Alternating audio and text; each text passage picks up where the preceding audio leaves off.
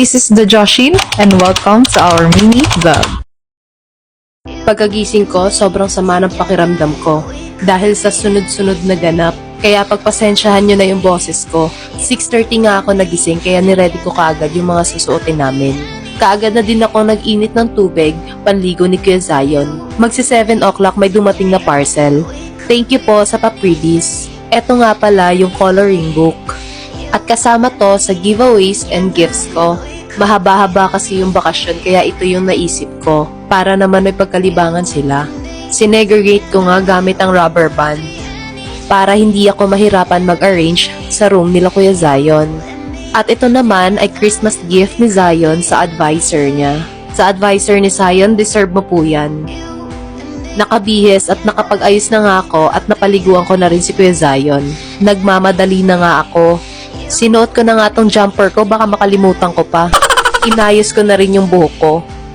At ito na nga si Bebo na napakalikot bihisan.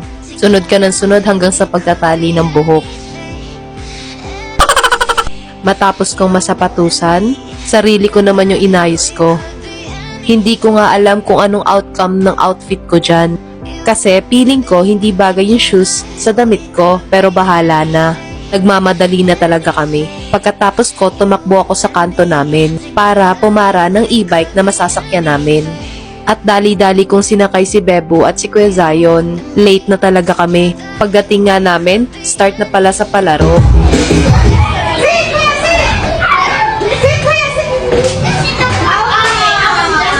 Officers nga lang pala ang allowed na pumasok sa room.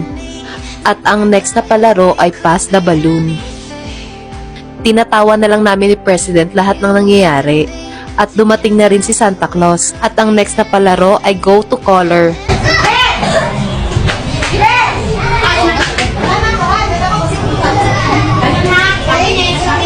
At ang next naman ay Hep Hep Hooray. Nag-hire ng photographer yung isang co-officers namin.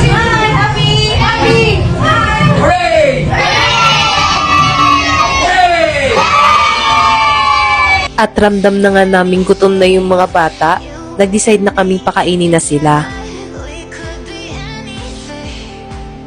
At nag-distribute na nga si teacher ng Jollibee toy. At ito nga si Bebo, hinayaan ko na lang maglaro. Pero sa totoo lang nangagaw siya ng Chicken Joy. At dito nga nag-enjoy yung mga bata. Pero si Bebo hindi alam kung saan tatakas kasi ginigit-git siya. 10 minutes na lang ang meron at nag-distribute na kami ng mga giveaways. At eto na nga, nagpaalam na ako kasi may gagawin pa ako sa bahay. Ubus na yung energy ko pero yung dalawa parang hindi pa. Oh siya, almost 3 minutes na. See you next vlog. See you next vlog.